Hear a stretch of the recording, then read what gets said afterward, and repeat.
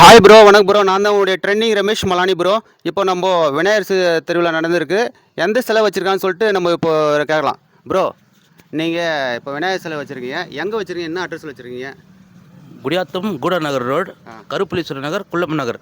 குள்ளப்ப நகரில். இளைஞர்கள் சார்பாக நேற்று ஈவினிங் கண்ணு திறந்தாங்க. ஆ, கணபதி ஹோமம்லாம் பண்ணி ஆ, அதை தொடர்ந்து அன்னதானம் எல்லாம் கொடுத்தாங்க. எல்லாம் கொடுத்துருந்தீங்க. 11 அடி ஆ, கடந்த போன வருஷத்தை விட போன வருஷம் எந்த பிளேயர் வச்சுருந்தீங்க, இந்த வருஷம் என்ன பிளேயர் வச்சுருக்கீங்க, ஏதாவது சொல்ல முடியுமா?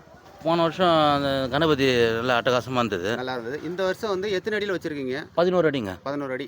ஆ, மயில் தோகை மேலே பின்னாடி பேக்ரவுண்டில் ஆ, நந்தி மேலே உக்காந்துட்டு இருக்குது கணபதி.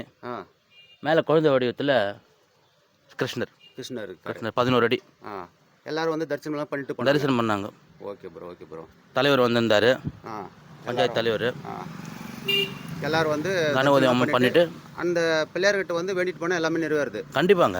ஆ, நாங்கள் தொடர்ச்சியாக எந்த தடங்கள் இல்லாமல் ஆ, வருஷம் வருஷம் செஞ்சுன்னு தான் இருக்கிறோம். ஆ, சந்தோஷமா இருக்கும் உங்களுக்கு. சந்தோஷமாக திருப்தியாக இருந்ததுங்க. ஆ, ஓகே. ஸோ அங்கே பாருங்க ப்ரோ, அதாவது வந்து நந்தி மேலே எவ்வளோ அழகான முறையில் விநாயகர் வந்து உக்காண்ட்ருக்காரு பாருங்க ப்ரோ. இங்கே பாருங்கள், கை வந்து பாருங்கள், 4 கையில் வந்து ரொம்ப ஒவ்வொரு கையில் வந்து என்னென்ன இருக்குதுன்னு பாருங்கள். ஒரு கை வந்து வச்சுட்டு இருக்கிற மாதிரி, இன்னொரு கை வந்து கை காட்டுற மாதிரி இருக்குது, இன்னொரு கை வந்து சங்குகிற மாதிரி, இன்னொரு கையில் வந்து இது என்னங்க இது ரோஜாப்பூ தாமரை இருக்கிற மாதிரி எவ்வளோ அழகான முறையில் வந்து சூப்பராக இருக்குது பாருங்கள். அப்படியே காட்டுங்க எந்த அளவுக்கு இருக்குது பாருங்கள். மயில் தோகை இந்த பிள்ளையாரை வந்து பார்க்குறதுக்கு நமக்கு கண்கொள்ளா காட்சியாக இருக்குது. அவ்வளோ அற்புதமான முறையில் இருக்குதுங்க.